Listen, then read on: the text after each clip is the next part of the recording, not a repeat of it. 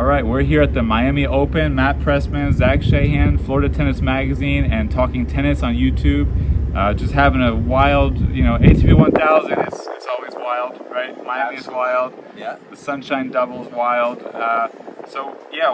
We're gonna do a little bit of a recap of some of the highlights of the week here. Yeah. Yeah, I think that's a good way to go about it. We'll go about the best matches we've seen so far, what we think is going to be some big matches coming up, and just sort of take it from there. Right.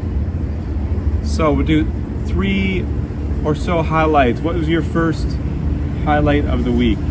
Well, I'd say the first highlight that I was most excited about was watching one of my favorite players, Grigor Dimitrov, play Hubie Hurkacz. And this was a tough one because I'm a big Dimitrov fan, also a big Hurkacz fan.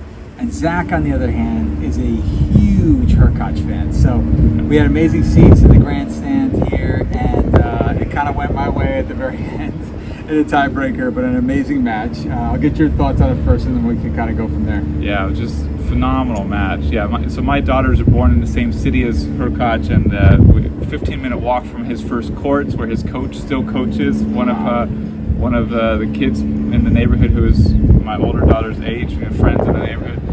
So we're big fans. He lives in Tampa. We live near Tampa. But we also love Dimitrov. And we're talking to the fans. Everybody loves Dimitrov. Nobody doesn't love Dimitrov. Yeah. I mean, you can't not love Dimitrov. So we were just happy. The tennis was just Spectacular. precision tennis. The slicing, the baseline points, the serving. Yeah. One of the crazy things about the match was Dimitrov had a better serve rating than Hurkacz. Even though Hurkacz is the best server on tour by many metrics, Dimitrov is up there, and he had a better serve rating in the match. And I think that's really down to how well he returned, because he sort of neutralized Hurkacz's return over and over and over again. Right? Totally agree. I mean, the thing that really blew me away was you're expecting Hurkacz to dominate the match with his serve, and at the same time, what you wound up seeing was that Dimitrov's serve was the one that was really dominating throughout the match. So, and then on the flip side, his return was amazing. Look, Dimitrov played an incredible match, very few unforced errors compared to usually where he kind of sprays the ball every now and then, a little bit too aggressive, baby fed, has that Federer style to his game, but Dimitrov throughout the match just looked amazing. So I was blown away. Dimitrov's having a great year. He has beaten Alcaraz in their last kind of battle, which was in Shanghai, in 3 sets. And so coming off of this match with the wind at his back, I'm really looking forward to seeing him play Alcaraz. Yeah, I think that's a crazy. I mean, maybe a lot of people will write him off because Alcaraz is top tier right now, but Dimitrov has been more or less top tier, only losing to the best players in the past 8 months or something. Where he's on fire and he's clean. He's not losing focus. The crazy thing, Hurkacz also did very well on return, and I think there was only 2 or 3 games in the whole 3-set match that were quick and easy for either of them. It was just every game was they were so neck and neck all the way through to the 3rd set tiebreak. But Dimitrov, knowing he's beaten Alcaraz, he's got such a clean game right now. He's so focused. Yep. You have to say he's got a shot. I mean, he's got a big shot, maybe. I think he's got a shot. Obviously, so a few things that Zach and I were talking about before the video was rolling was, number one, it's difficult to win the Sunshine Double, right? So Alcaraz just won Indian Wells. Can he duplicate that effort back-to-back? So much tennis. I know his ankle problems were kind of plaguing him a little bit earlier in the year. And, is his body going to hold up, and can he continue this run? That remains to be seen. On the flip side, Dimitrov, getting a little older, a seasoned player, finding his game beautifully right now, serving and returning, out of this world, constructing points in a much more, I think, mature manner than he has in the past, not going for so much. Yeah. So I think that Dimitrov is a quiet contender in this match. Of course, you got to think Alcaraz is going to win because of who he is.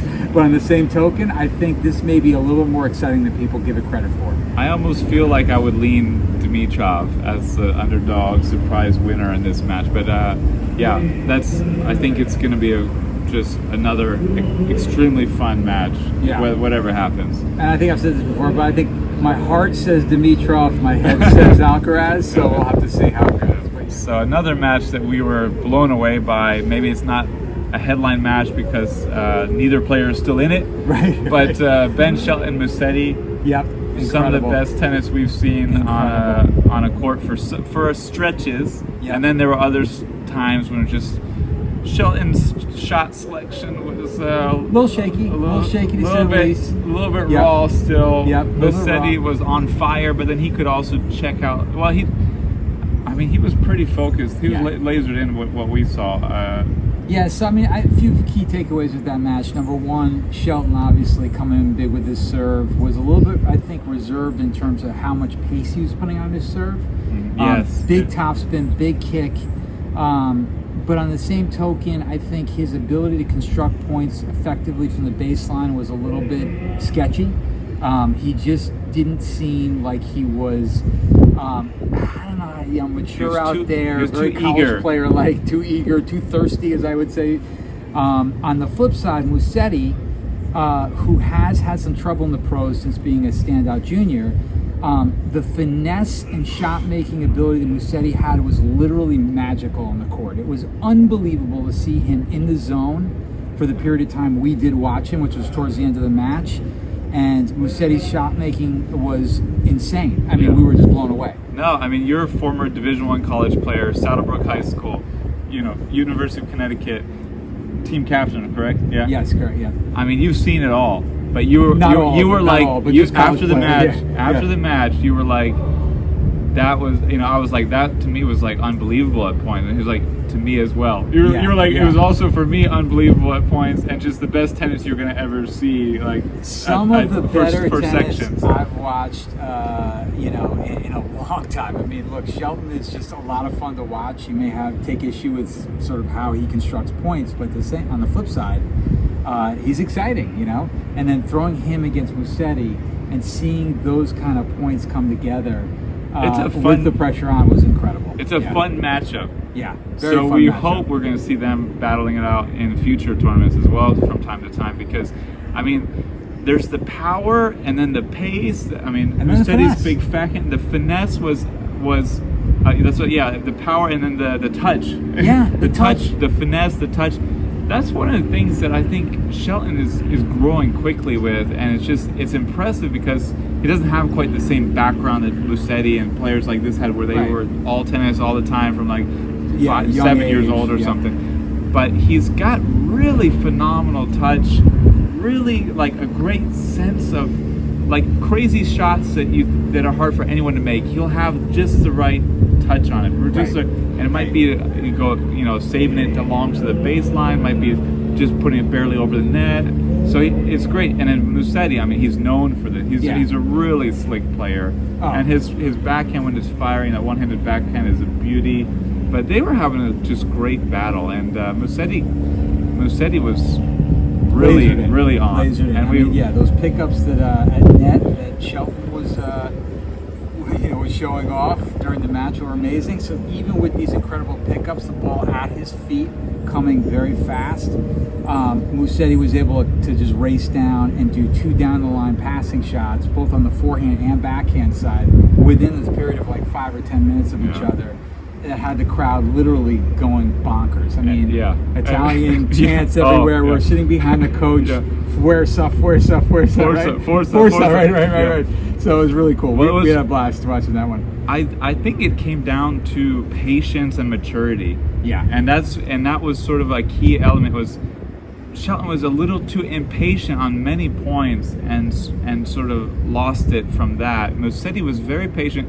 He got a little impatient here and there, but right at the end, his coach was like in Italian was saying, patience, time. Take your time, be patient. Yeah. And he did it beautifully, like an artist at the end, with just the way he was patiently and then just within himself played the ball. Yeah. Not overplaying, not underplaying, and it just made the difference in the match. It felt like it was unbelievable. It was a great match. I want to go back to Tennis TV, which is ATP's sort of pay channel, where they replay matches. For those of you that see this and want to watch some good tennis, go towards the end of that match and just see the kind of shot making, and you're gonna you're going to be impressed. So that, I'd say that was my second favorite match.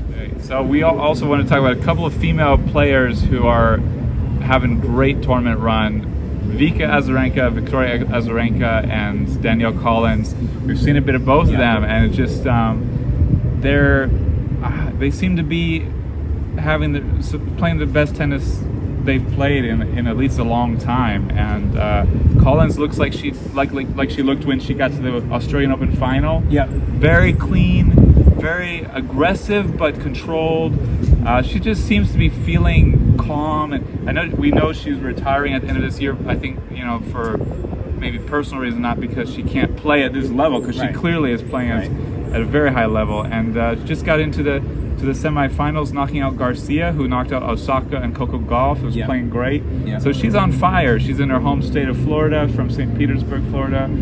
Just north of where I'm from, in Sarasota, Florida. But so we're really, it's a great run to see when you know the player's not going to be around much longer on the tour. Right? I think she's playing really free. I think she knows she's about to retire, and so she's at a stage in her career where these are just icing on the cake. If she can do anything at this tournament or for the rest of the year, it's just sort of like, something she'd be super proud of, but there's not that pressure. And I think she's going into this tournament really easy and free with her game, yet still really dialed in. Like, she does look really solid out there. Her ground strokes look great. I mean, look, if you're Garcia and you're coming off those 2 wins, you're completely full of confidence. Yet Collins came out there and just did her thing. So huge credit to her. That's basically what Garcia said. I was just in the mixed zone, in the press zone with Garcia, and someone was asking about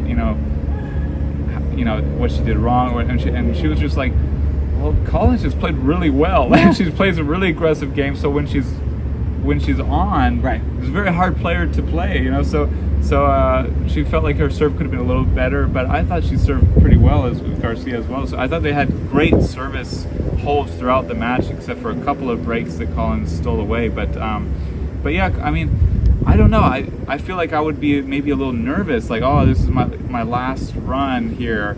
But maybe because she's had such heights in her career, and maybe with tennis players, like you were saying, you always feel like you always have a self-confidence issue, and you have to prove yourself every time you get on the court to yourself. Yeah, we talked about so maybe she didn't have big expectations, and so now she's just like...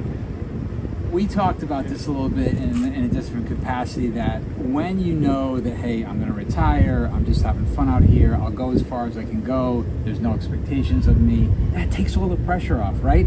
You saw this a few times earlier, I think last year, with Djokovic and Tsitsipas getting hurt or talking about their injuries all the time, to take pressure off themselves purposely, to make sure the press and all the fans didn't have high expectations. So these are like sort of tools that pros use to make sure that they're not walking in tight, tense, oh my God, the pressure, am I going to be able to perform up to people's expectations? So usually it's just talking about their injuries, which I often think, because everyone's injured on the Pro Tour, right? Yes, but exactly. this is different, because it's like, this is for real. She really is retiring, and she could just be easy and free in her game, and I saw that and was really pleased with it. Now, with Azarenka, and let's back up a little bit. We got 2 Florida players, or at least Azarenka works out a lot at Everett Academy. Well, Azarenka's lived in Boca Raton. Lived in Boca Raton for a long forever. time. Yeah, so it's great for me to see Collins and Azarenka in the tournament still, and hopefully will be when this video is published as well. But either way, it's still impressive. And then the other piece is with Azarenka, big power player, confident, had swagger out there. I was impressed with what I saw in the stadium, and I think she's got a good shot here.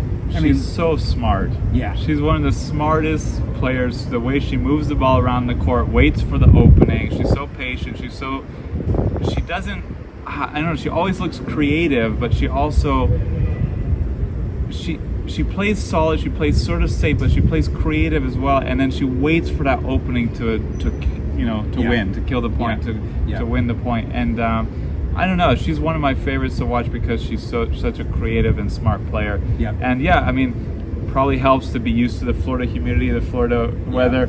Collins and Azarenka both being this far in the semifinals.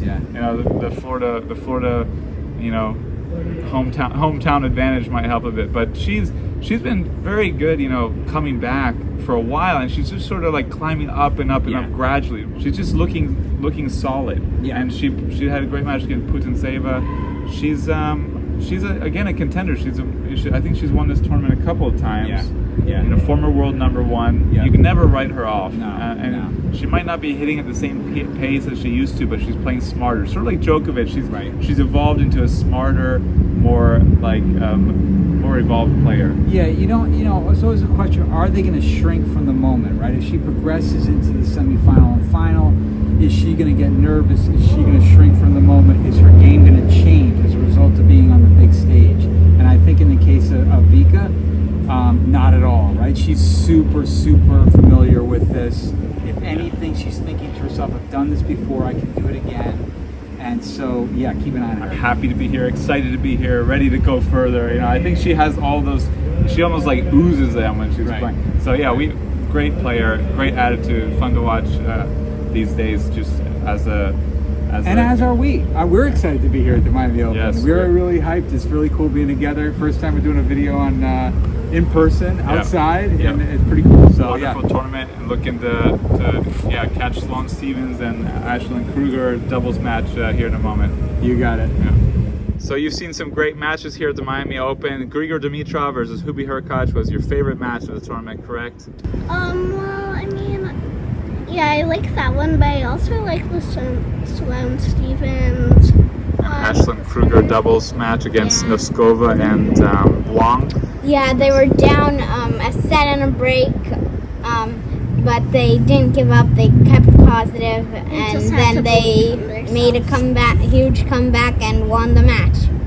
Great, yeah. And what was the highlight from the Dimitrov? Signature. Sloane Stephens signature. What was the highlight from the Dimitrov Hurkacz match for you, Julia? Well, I mean, I was screaming so loud, Hurkacz, Hurkacz. So I really just didn't like when he lost like that in the tiebreak. He just sort of gave up. I mean, we still got Dimitrov's signature. He had a lot of balls to sign. He was very nice to sign so many balls. He missed some people and then just went back and got them. Yeah. And then you also saw Victoria Azarenka and Danielle Collins playing matches in the stadium court. What did you think? I thought that it was sort of like harder to see because we were like way up high.